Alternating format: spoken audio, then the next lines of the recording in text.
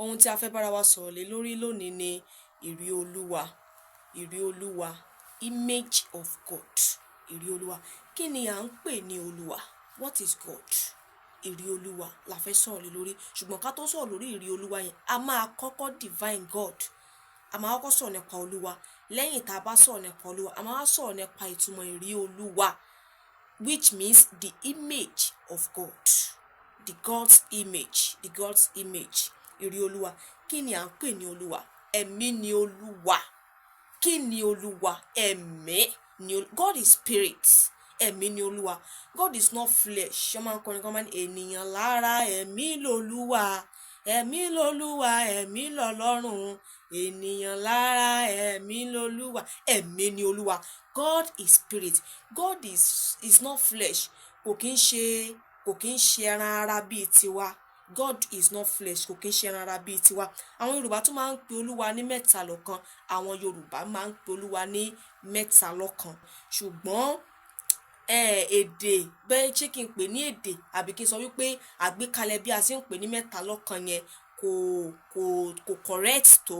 Instead of tá a fi máa pè ní mẹ́ta lọ́kan, a ò bá pè ní ọ̀kan nínú mẹ́ta, because ẹyọ kan ni Ọlọ́run. God is one. Is not three. Tó bá ń sọ pé mẹ́ta lọ́kan, o ti ń sọ̀rọ̀ nípa Ọlọ́run mẹ́ta. O ti ń sọ̀rọ̀ nípa nǹkan mẹ́ta, three different things. A ti ń sọ̀rọ̀ nípa nǹkan mẹ́ta ni, but tá a bá sọ pé ọ̀kan nínú mẹ́ta, ẹyọ kan tí ń ṣiṣẹ́ lọ́nà mẹ́ta, Baba, Ọmọ àti Ẹ̀mí Mímọ́. One that works in three entities. Ẹyọ kan náà. So Yorùbá tá a máa ń lò pé mẹ́ta lọ́kan yẹn kò ṣe tó. Instead of that, a máa pè ní ọ̀kan nínú mẹ́ta. Ọ̀kan nínú mẹ́ta, Baba, Ọmọ, Ẹ̀mí Mímọ́. Ẹyọ kan ṣoṣo ni. We are referring to one person. Ẹyọ kan ni, kò ń ṣe mẹ́ta. One that work in three entities. Ọ̀kan ni Olúwa. Òun ni Ọlọ́run. Òun ni Jésù. Òun ni Ẹ̀mí Mímọ́. Ẹyọ kan ṣoṣo ni. Baba, Ọmọ, Ẹ̀mí Mímọ́. Ẹyọ kan ṣoṣo ni. Ọ̀kan nínú mẹ́ta. Ọ̀kan nínú mẹ́ta. And àwa tí bẹ́ẹ̀ pé tá bá fẹ́ sọ mẹ́ta lọ́kan yẹn, tá fẹ́ sọ pé Ọlọ́run Baba, Ọlọ́run Ọmọ, Ọlọ́run Ẹ̀mí Mímọ́, a ti ń pín Ọlọ́run mẹ́ta. A ti ń sọ̀rọ̀ nípa different three gods nìyẹn. Instead of tá máa sọ pé Ọlọ́run Baba, Ọlọ́run Ọmọ, Ọlọ́run Ẹ̀mí Mímọ́, a ti ń sọ̀rọ̀ nípa mẹ́ta nìyẹn. Kò yẹ ká gbé bẹ́ẹ̀ yẹn. A ò bá sọ wípé Ọlọ́run Baba tí ń ṣiṣẹ́ nínú Ọmọ, tí ń ṣiṣẹ́ nínú Ẹ̀mí Mímọ́.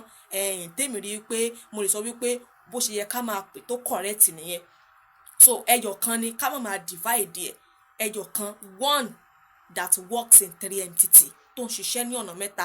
Á pín rẹ̀ sọ́nà mẹ́ta. Á pín rẹ̀ sọ́nà mẹ́ta. Ẹyọ kan ṣoṣo ni Ọlọ́run. So a lè pe Ọlọ́run ní omnipresent.